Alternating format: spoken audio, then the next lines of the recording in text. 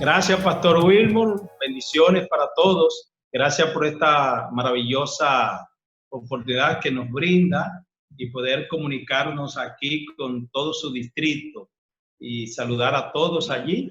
Y es para nosotros un placer poder compartir con ustedes este tema, que es un tema ampliamente presentado en la palabra de Dios.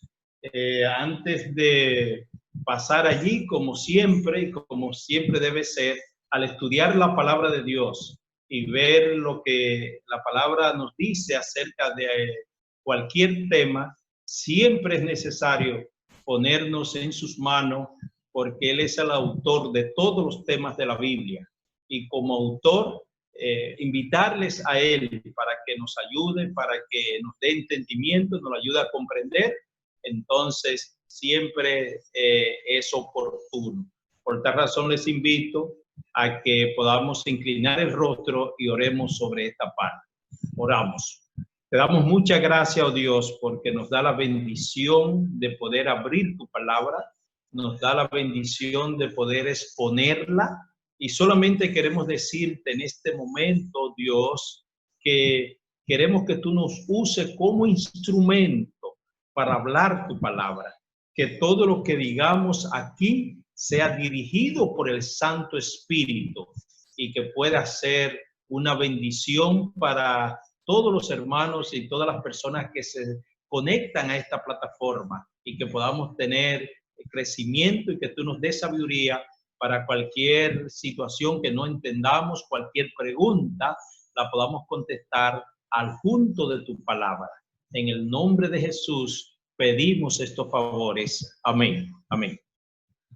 Pues bien, para hablar acerca de lo que creemos, es muy importante declarar y repetir que todo lo que tiene que ver con la palabra de Dios, todo lo que tiene que ver con la doctrina adventista, está solidificada en la palabra de Dios, su fundamento. Desde la plataforma de las Escrituras es que podemos tratar estos temas, y nuestra doctrina habla ampliamente acerca de la naturaleza y de la condición humana. Antes de ir a lo que es nuestra naturaleza, es bueno que podamos ver el propósito de Dios, podamos ver cómo Dios forma el hombre, que es parte del relato bíblico del Génesis, en el capítulo 2, el versículo 26. Nosotros vemos allí el propósito del Señor al crear al hombre. Perdón, el versículo 26 del capítulo 1. Dice allí la palabra: entonces dijo Dios, hagamos al hombre a nuestra imagen, conforme a nuestra semejanza, señoree en los peces del mar, en las aves de los cielos, en la bestia y en toda tierra y en todo animal que se arrastra sobre la tierra. La palabra de Dios dice que la naturaleza, el hombre, sale de las manos del Creador. El hombre trae una semejanza a Dios. Según la palabra dice allí que Dios hizo al hombre semejante. Hagamos al hombre semejante.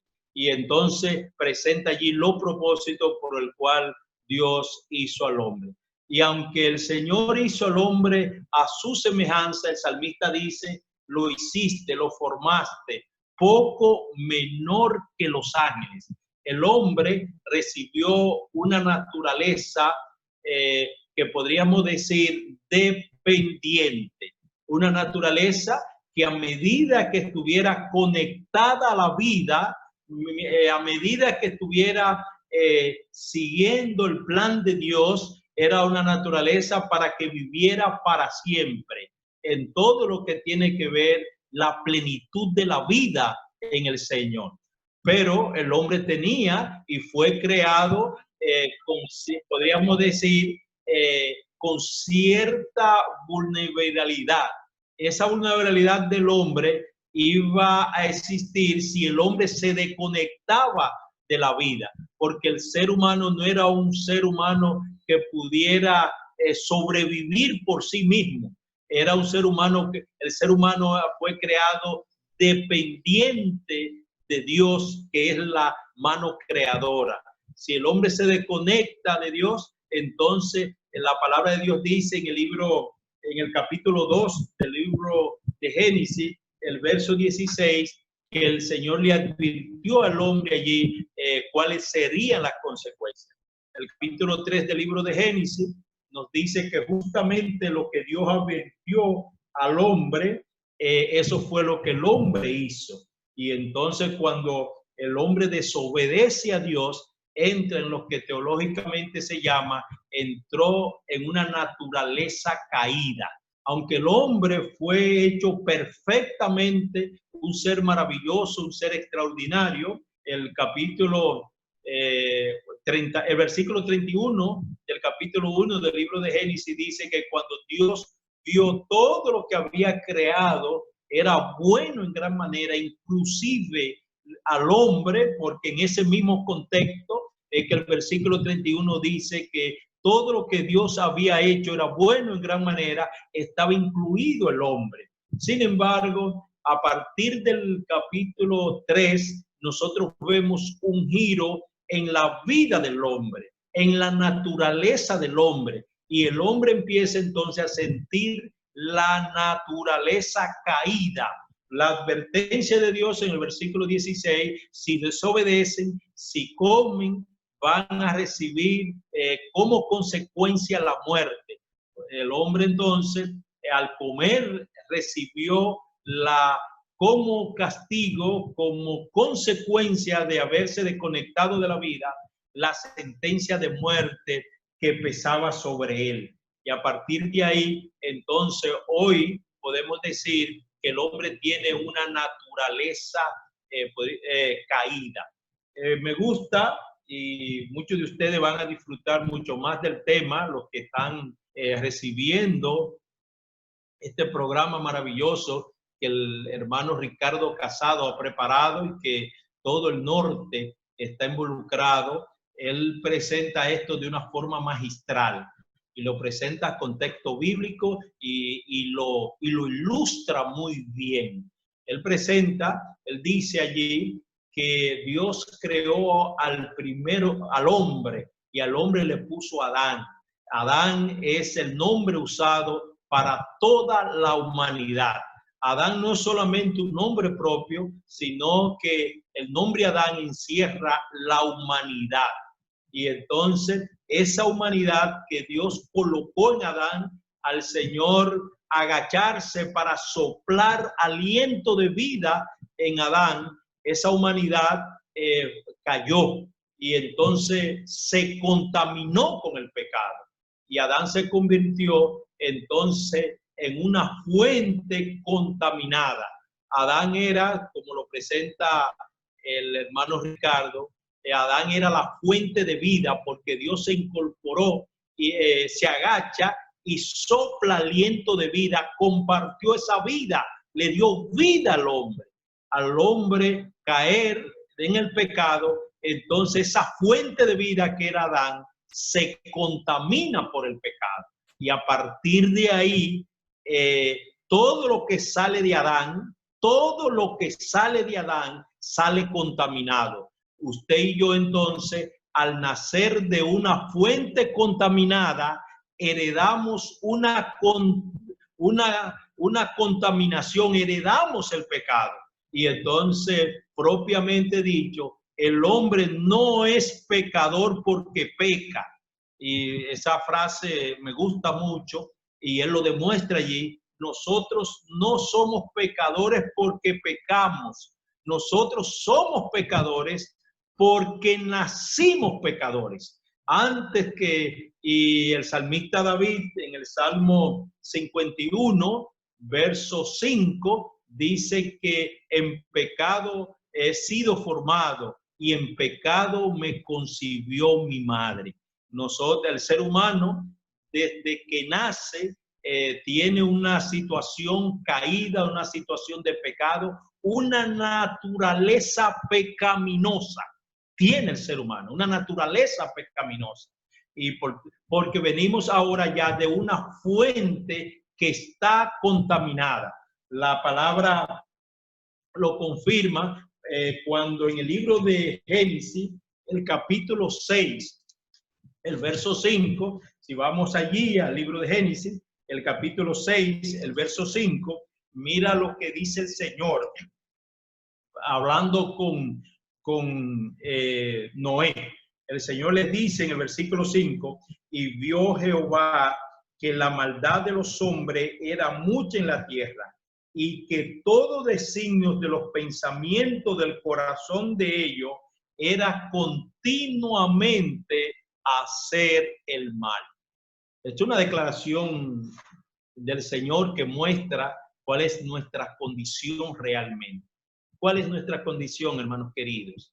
Nuestra condición es de continuamente hacer el mal. El hombre por naturaleza produce el mal. Dice el Señor que el hombre genera el mal. El hombre maquina el mal. El hombre tiene una tendencia al mal. Me recuerdo que tomando esta clase en la universidad, un maestro hizo esa comparación y nos dijo, mire, usted toma un niño y entonces lo aísla, lo lleva a un lugar, lo saca de todo lo que tiene que ver con la cultura, todo lo que tiene que ver con la contaminación pecaminosa, todo lo que está alrededor del niño y lo aparta, lo hace un ermitaño, lo aparta allí. Y a ese niño usted no le habla ni de bien ni del mal, ni una cosa ni la otra. Y entonces cuando usted lo vea crecer y desarrollar, a los 6 o los 7 años, a los 4 años, a los 3 años ya lo vemos. El maestro decía a los 6, a los 7, pero ahora ya lo vemos a los 3, a los 2, que el niño está tomando piedra para tirarle a los pajaritos, está tomando piedra para destruir, y hay que estarlo atajando sin haberle dicho ni una cosa ni la otra. Eso es parte de la naturaleza caída del hombre, que es continuamente hacer el mal. En esta condición, el hombre tiene una situación muy difícil, muy difícil. El apóstol San Pablo habla de esa condición del hombre y una de las condiciones por la cual él luchó con esta condición, de lo que parte de lo que él presenta, de lo que fue su vida. Dice allí, cuando vamos al libro de Romanos, en esa carta, él presenta allí algunas situaciones que él está enfrentando contra sí mismo. Alguien ha dicho en el mundo teológico que el primer enemigo que nosotros tenemos con respecto a nuestra vida espiritual somos nosotros mismos, el yo, esa naturaleza que está en nosotros. El pastor Bullón habla mucho de esto en su libro Conocer a Jesús es todo. Esa naturaleza automática que nosotros tenemos, una naturaleza que va continuamente al mal. El apóstol prácticamente llora. En el capítulo 7, yo siempre algunas veces predicando, digo que el apóstol se ve como un llorón y está llorando su condición, su contaminación, su situación real. Y bastaría solamente con ver algunos textos del Romano 7. Mira lo que el apóstol presenta allí. Vemos el versículo 15, dice, por lo que hago no lo entiendo, pues no hago lo que quiero, sino lo que aborrezco, eso hago. El apóstol está, ya ustedes saben, después de su conversión, él está luchando por hacer la voluntad de Dios. Él quería hacer la voluntad de Dios. Más él dice en el capítulo 7, el verso 25, a la carta a los romanos, mire, yo no me entiendo. Lo que hago yo no lo entiendo, porque yo quiero hacer el bien, pero lo que quiero hacer no lo puedo hacer. ¿Cómo se llama eso? En el mundo teológico se llama naturaleza caída, una naturaleza distorsionada, una naturaleza mirando al mal, una naturaleza que todos los designios, todos los pensamientos, toda la actitud van hacia el mal. El apóstol sigue sus lloros, sus lamentos, sus gritos, y dice él, y si lo que no quiero esto hago, apruebo que la ley es buena, de manera que ya no soy yo que hago, yo quien hace aquello, sino el pecado que mora en mí. Yo sé que en mí, en mi carne, no mora el bien, porque el querer el bien está en mí, pero no el hacerlo. O sea, él tiene el deseo, él tiene el desafío, él tiene el llamado, él quiere hacer el bien, pero dice, aunque quiero hacer el bien, aunque ese es mi deseo, pero no tengo fuerza para hacer el bien. Ya ustedes saben cómo él termina el capítulo 7, lo termina de una forma dramática, incluso allí él dice en algún momento, en el versículo 24 del capítulo 7, miserable hombre de mí, ¿quién me librará de este cuerpo de muerte? ¿Quién me librará de esta situación? Porque nuestra naturaleza caída nos lleva constantemente hacia la condenación eterna y hacia la muerte. Una vez alguien compartió con nosotros y fue realmente una ilustración poderosa y fuerte con respecto a este tema.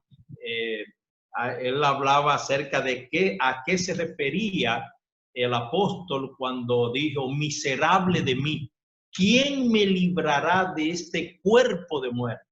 Y entonces dice que el apóstol está haciendo alusión a una práctica romana que había en sus tiempos, cuando una persona cometía un delito de muerte, asesinaba a una persona y era ya el homicida, era atrapado y hallado culpable, no lo metían a la cárcel, sino que lo que hacían era tomaban el cadáver del muerto, se lo colocaban a la espalda, amarrado bien al que quedaba vivo, al asesino, con grilletes bien amarrado, y se lo colgaban a la espalda allí, de tal manera que el homicida no podría librarse de ese cuerpo.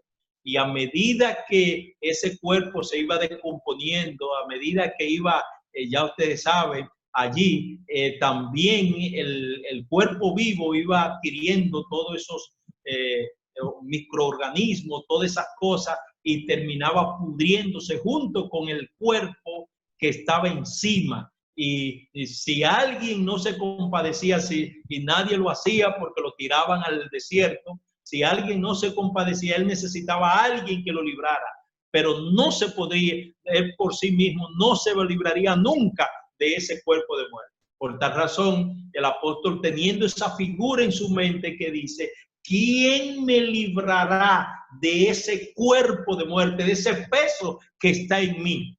En el caso del ser humano, ¿quién nos libra de esta naturaleza pecaminosa que nosotros tenemos, que continuamente está haciendo el mal? Aunque queremos hacer el bien, aunque el deseo, aunque el llamado, aunque la motivación es hacer el bien, no nos podemos librar de este cuerpo de muerte.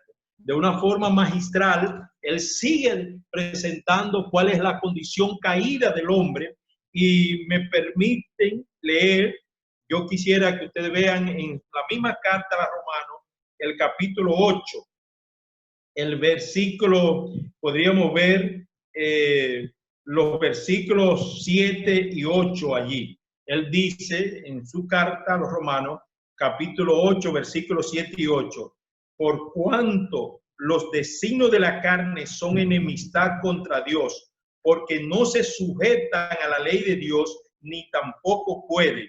Y los que viven según la carne no pueden agradar a Dios. Él dice que los designios de un hombre que está en la carne caída, en esa situación de pecado, no solamente que no se sujeta a la ley de Dios, es que no puede, ni se sujeta a la ley de Dios, ni tampoco puede. Por tal razón que esa es la real condición del hombre. Por eso es que el apóstol, viendo esa situación, dice miserable. Nuestra condición es una condición pecaminosa, y me gusta, y seguramente muchos de ustedes van a poder disfrutar del programa El Plan de Dios, su mayor regalo, a medida que lo manuseen, como usamos nosotros ese término, a medida que nos amistemos con el programa. En esa lección número 2, ¿por qué tú necesitas un Salvador? Él presenta allí que necesitamos un Salvador exactamente por eso, porque nosotros heredamos una naturaleza caída, porque nosotros nacimos de una fuente contaminada. Esa fuente fue creada buena en gran manera. Esa fuente fue creada limpia. Esa fuente fue creada a la imagen, a la voluntad y a la sabiduría de Dios. Sin embargo, esa fuente se contaminó con el pecado. Esa fuente fue dañada. Y a la fuente ser dañada, todo lo que sale de la fuente, todo lo que sale de la fuente sale ya contaminado. En esa lección que el ingeniero presenta, entonces él hace todas estas declaraciones para llevar al hombre y motivar al hombre a clamar por un Salvador. Cuando el hombre conoce su naturaleza caída, cuando el hombre ve su situación con respecto a Dios, abre los brazos, humillándose delante del Señor y diciendo, ay Señor, yo quiero, por favor, ayúdame, yo quiero. Pero el apóstol dice que aunque nosotros queremos, no podemos. Es la condición en la cual nosotros estamos viviendo, es la realidad humana, es la tristeza del ser humano. Por tal razón, el ser humano necesita desesperadamente a un Salvador. Necesariamente, y me gusta la forma como lo ilustra El Plan de Dios, su mayor regalo, porque dice que exactamente a eso vino el Señor.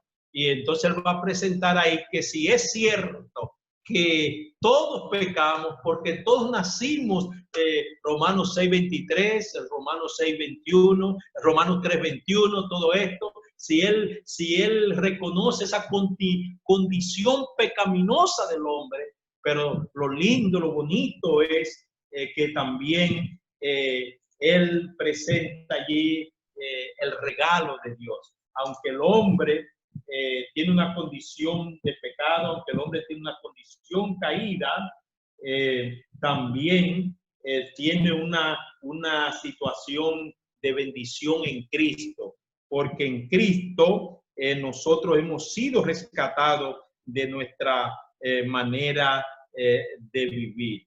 Dice que ante esa condición, aunque la paga del pecado es la muerte, pero la dádiva de Dios es vida eterna en Cristo Jesús. Y entonces Ricardo va a decir que el plan de salvación consiste, y lo va a apoyar en la Biblia, es que cuando Adán cayó, la fuente de Adán, la fuente del hombre se contaminó. El plan de la salvación consistió en levantar el segundo Adán, la fuente, una fuente sin contaminar, una fuente limpia, una fuente que vino en la misma condición del Adán no caído y se mantuvo esa fuente limpia. O sea, Cristo vino en una condición, en la misma condición de Adán, nada más que con resultados diferentes.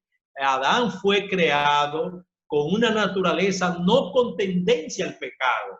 Adán fue creado con una naturaleza libre del pecado. Para Adán pecar, tendría que querer pecar, tendría que ir al pecado, tendría que tomar la decisión de pecado. Adán no podía ser traicionado como somos nosotros. El apóstol Pablo dice que él ha sido traicionado por su naturaleza pecaminosa. Usted y yo somos traicionados por el pecado, por nuestra naturaleza. Queriendo nosotros hacer el bien, nos damos cuenta que terminamos en pecado, porque el pecado nos traiciona, nuestra naturaleza nos traiciona. Y entonces, esa es nuestra real situación. Adán no vino con esa naturaleza. Adán vino con una naturaleza libre del pecado. Adán para pecar tuvo que hacer un esfuerzo. Adán tuvo que desobedecer. Él decidió desobedecer. Él decidió escuchar la voz del enemigo de Dios y fue una decisión que él tomó.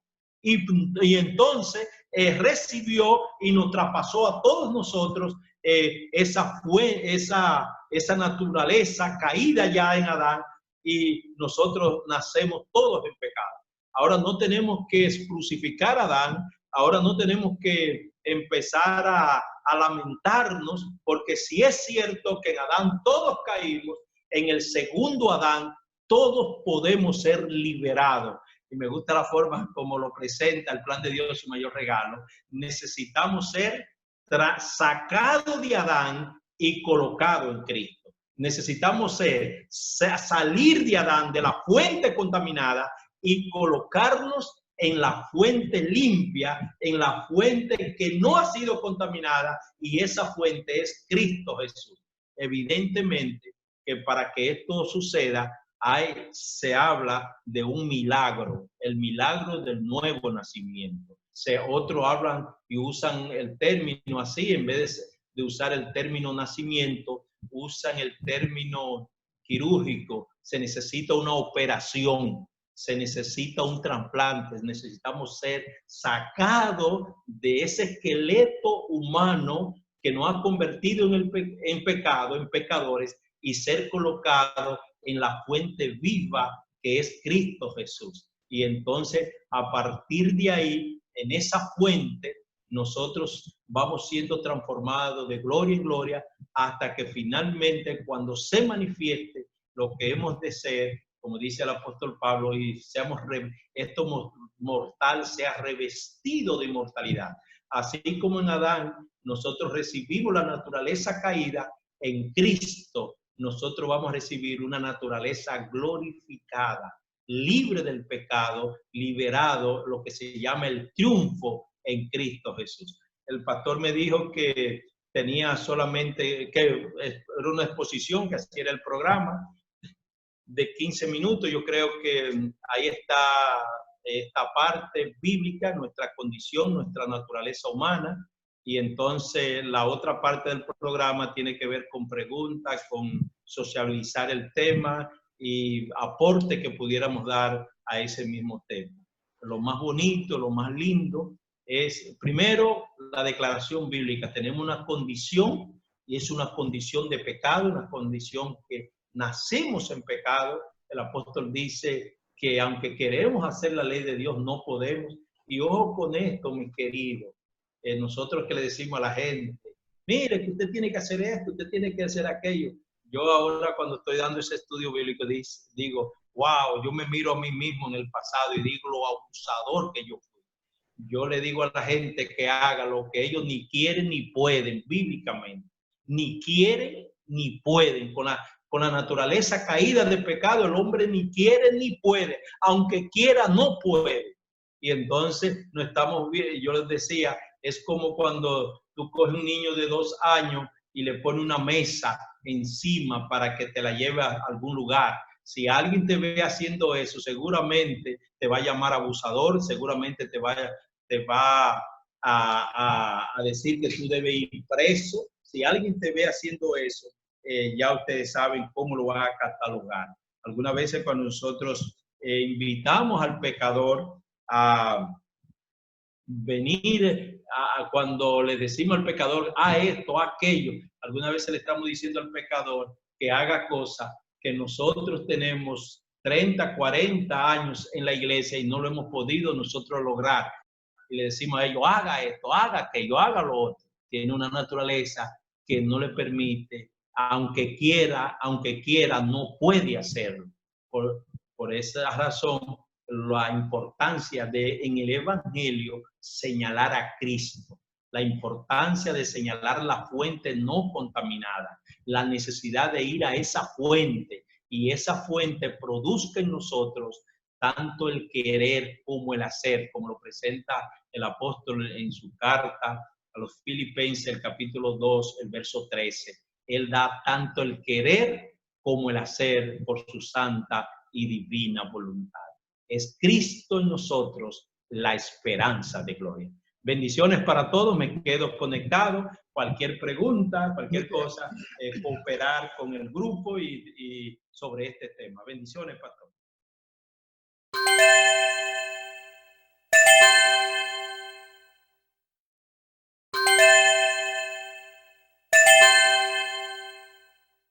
No puede dejar de pecar. Y la contesta la tiene el apóstol, primero todo el capítulo 7, él está diciendo que no, que él no puede. Y termina diciendo, miserable de mí, o sea, miserable. Esa es una palabra que tú exclamas cuando ya tú no puedes, cuando tú te rendiste. Él se rindió. Y entonces, después de exclamar en el versículo 24, miserable, entonces en el 25 él cambia de tono y dice, ay, pero gracias doy a Jesucristo. Entonces ya el dejar de pecar es algo externo que Dios coloca en nosotros. Es un poder externo que no está en nosotros. Por eso la salvación es algo externo a nosotros, no interno a nosotros, sino la salvación es algo externo. Ese algo externo es Cristo Jesús. El apóstol, si tú le hicieras esa pregunta al apóstol Pablo, tú vas a Romanos, el capítulo 8, el verso 7, dice que el hombre en su estado natural ni quiere ni puede. Yo creo que la contesta es drástica y ni quiere ni puede, aunque quiera no puede. Por eso necesitamos a un Salvador. Amén.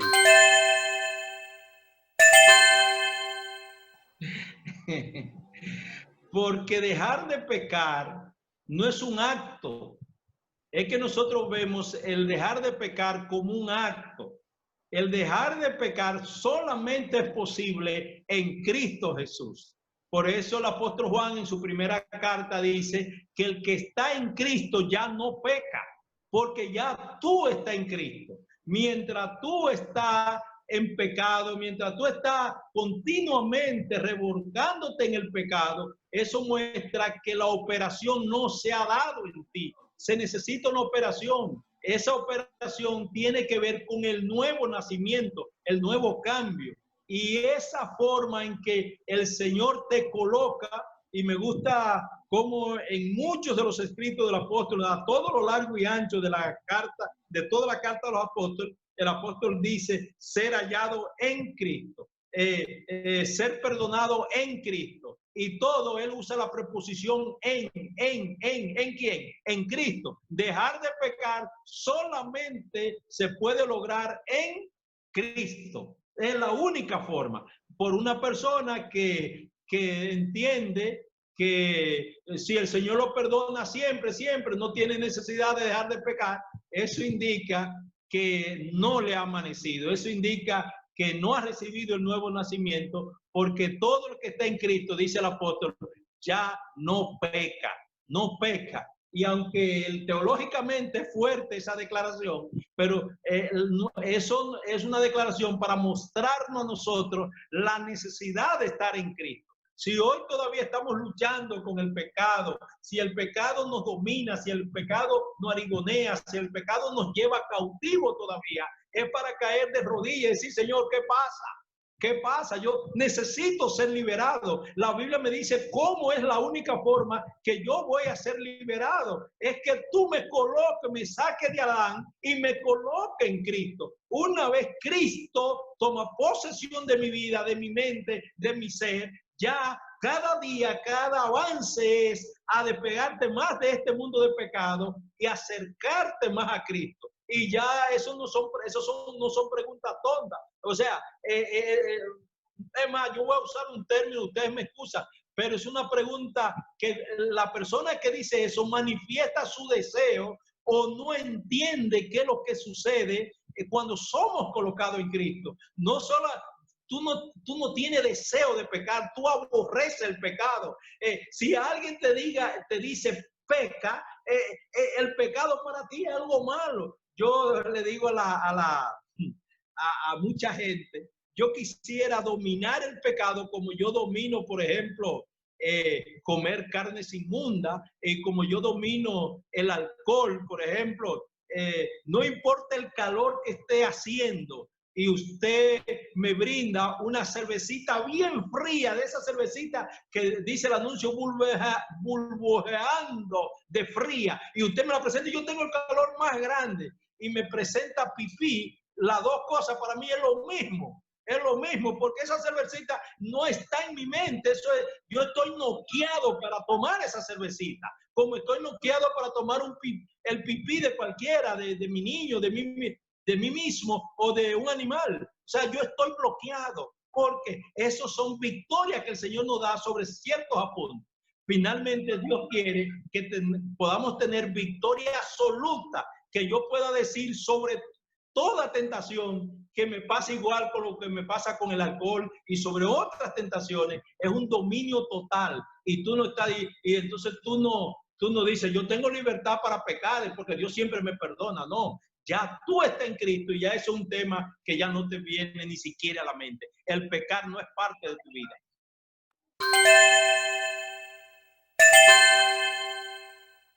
Esto es una situación no de perdón de Dios. Esa persona no necesita el perdón de Dios. Esa persona necesita la liberación de Dios. Esa persona peca porque es esclava del pecado, porque está esclava de ese vicio, de esa situación. Y más que pedirle perdón a Dios, esa persona no necesita pedirle perdón a Dios. Esa persona lo que necesita es pedirle al Señor, libérame de esta esclavitud, libérame de este vicio, libérame de este pecado, de esta situación. Yo sé que tú tienes la fuerza para liberarme. El perdón es un evento. El Señor te perdona, pero no basta con el perdón. Cuando el Señor perdona, libera. Y más que una declaración de perdón, esa persona lo que necesita es la energía, el poder, la fuerza de Dios para ser liberado de esta situación. Yo pienso que todos los cristianos en algún momento, y todo el que me escuche en esta hora, en algún momento ha tenido una situación de esclavitud. No creo que haya un solo cristiano que no pueda reconocer en este momento una situación de esclavitud de pecado, y que ya esa situación ha sido liberada. Y entonces tenemos que darle gracias a Dios. Gracias, Señor, porque a mí me gustaba esto. Ya eso para mí no es nada. Gracias, Señor. Una vez nosotros somos liberados del pecado, de la esclavitud, no solamente nos sentimos perdonados, nos sentimos libres, y ya eso no nos llama a caer de nuevo. Por tal razón, cuando tenemos ese tipo de persona que está cayendo, por ejemplo, un adulterio, una persona reincidente en caer en adulterio, una persona, por ejemplo, con los juegos de azar, reincidente en los juegos de azar, ella no necesita el perdón de Dios. El perdón de Dios está abierto de par en par para esa persona. Pero esa persona, más que el perdón de Dios, necesita el poder que libera de Dios. Ese poder libertador, que lo libere. Si el caso es juego y todo eso, esas cosas, que lo libere de los juegos. Si el caso es adulterio, que lo libere de esto. Todos nosotros, yo creo que podemos decir, por la gracia de Dios, de pecados que nosotros éramos muy vulnerables, de situaciones que éramos vulnerables, y hoy podemos decir, por su misericordia, el Señor me liberó de esto. Y ya eso para mí no es nada, porque el Señor me liberó. Más que perdón, necesitamos liberación. No sé si te contesto. Amén. Mil gracias, pastor. Muy claras sus intervenciones. Okay. Muy bueno, y creo que te damos gracias, Señor, por tu promesa. Ayuda, oh Dios, que cada día podamos entender nuestra condición, para que esto nos lleve a necesitar buscar cada día más de ti. Bendice a tu iglesia y prepáranos cada día para recibir tu palabra y la salvación en Cristo. Te lo ruego en el nombre de Jesús. Amén.